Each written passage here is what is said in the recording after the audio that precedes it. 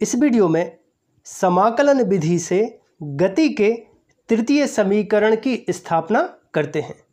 इसके पहले हम एक वीडियो बना चुके हैं जिसमें समाकलन विधि से गति के प्रथम और गति के द्वितीय समीकरण की स्थापना किस प्रकार की जाती है बताई है, जो कि आपको आई बटन पर क्लिक करने पर मिल जाएगा या फिर डिस्क्रिप्शन में मैं इस वीडियो की लिंक दे दूंगा, सो वहां से जाके आप ये वीडियो देख सकते हैं। गति का तृतीय समीकरण होता है v का वर्ग बराबर u का वर्ग प्लस होता है 2as। गति के इस तृतीय समीकरण को हमें समाकलन विधि से प्राप्त करना है। इसके लिए माना समय t बराबर 0 पर जब इस वस्तु ने कोई समय नहीं लिया, t बराबर 0 समय पर इस वस्तु का जो वेग है वो है स्मॉल u, और इस वस्तु का जो विस्थापन है वो s बराबर है 0। इसके बाद क्या हुआ कि इस वस्तु ने कुछ टाइम लिया, मान लीजिए t समय लिया, तब इस t समय पर वस्तु का जो वेग है वो हो गया v, और इस वस्तु का जो विस्थापन है वो कितना हो गया, s हो गया। और ये जो वस्तु है वो एक समान त्वरण, ठीक है, त्वरण कैसा है, कांस्टेंट है, त्वरण नहीं बदल रहा, एक समान त्वरण से ये वस्तु गतिमान है। तब इस वस्तु का जो त्वरण है a बराबर क्या हो जाएगा, a बराबर dv/dt, वस्तु के वेग में परिवर्तन बटे होगा समय।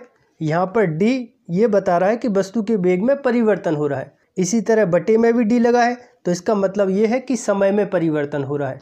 वेग में परिवर्तन बटे समय क्या कहलाता है, त्वरण कहलाता है, और जिसको दर्शाते हैं a से। अब देखिए इस इक्वेशन को हम चाहे तो लिख सकते हैं a equal dv/dx into dx/dt लिख सकते हैं।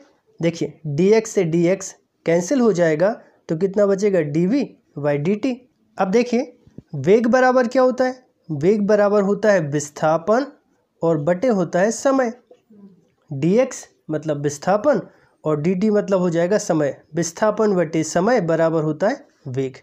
ये मान यहाँ पर रख दें, तब ये हो जाएगा a बराबर dv/dx और इंटू इसकी जगह क्या लिख दें, v। अब देखिए dx का त्रियक गुणा करें तब ये हो जाएगा, देखिए a dx बराबर v dv। इसको देते हैं इक्वेशन फर्स्ट। अब समीकरण एक का समाकलन कर देते हैं, तो समाकलन का पहले चिन्ह लगा देते हैं, तो ये समाकलन का चिन्ह अब कितना है, a dx। यहाँ पर देखिए यहाँ पर भी समाकलन का चिन्ह v dv। अब यहाँ पर देखिए किसके रिस्पेक्ट में करना है हमें समाकलन, वेग के रिस्पेक्ट में करना है। तो पहले वेग कितना था, u, ठीक है, प्रारंभिक वेग क्या था, u, तो यहाँ पर रखते हैं प्रारंभिक वेग। बाद में वेग कितना हो गया है, v, तो यहाँ पर रख देते हैं v। अब यहाँ पर dx का मतलब क्या है, विस्थापन। पहले विस्थापन कितना था, 0, बाद में जाके कितना हो गया, s, तो यहाँ पर रख दिया s। जहाँ से स्टार्ट होता है उसको नीचे रख देते हैं, जहाँ तक वस्तु पहुँची है उसको बाद में रख देते हैं, ठीक है। इनिशियल पॉइंट रखते हैं नीचे और फाइनल पॉइंट रख देते हैं ऊपर। अब देखिए एक ऐसी राशि है, अचर राशि है, क्योंकि जो त्वरण है वो एक समान है, तो इसको समाकलन के बाहर रख देते हैं। समाकलन के चिन्ह के बाहर a किया, फिर समाकलन का चिन्ह है 0 to s और यहाँ बचा dx इक्वल। अब देखिए समाकलन का आपने एक सूत्र देखा होगा, integration of x to the power n dx equal होता है x to the power n plus 1 और बटे होता है n plus 1, ठीक है। x to the power n dx अगर ऐसा लिखा है समाकलन के साथ, तब हम इसको लिख सकते हैं x to the power n plus 1 और अपॉन होता है n plus 1। अब यहाँ पर v पर 1 की पावर मान लेते हैं, तब इसको इस सूत्र के अनुसार लिख दें, तब क्या हो जाएगा, देखिए v n का मतलब है 1, तो जो भी पावर है उस पर 1 जोड़ देना है, बटे जो भी पावर है उस पर 1 जोड़ देना है, फिर ब्रैकेट। अब यहाँ पर देखिए किस पॉइंट से स्टार्ट हो रहा था, u से, तो यहाँ पे आ जाएगा। वस्तु कहाँ तक गई थी, v तक। अब आगे देखिए, इंटीग्रेशन dx का होता है x, तब यहाँ पर dx का x हो जाएगा, तो a और ये हो गया x, फिर लिमिट 0 to s बराबर, यहाँ पर v के ऊपर 2 की घात, 1 और 1 जोड़ के 2 हो गए, बटे 2 और u से v। इसके बाद x पर अपर लिमिट रखते हैं, ये ऊपर वाली जो लिमिट है वो x पर रख देते हैं, तो हो जाएगा s। आपको ध्यान रखना है ये जो लिमिट है जिस पर भी रखो, यहाँ पर जैसे x है तो x हट जाएगा और ये अपर लिमिट आ जाएगा।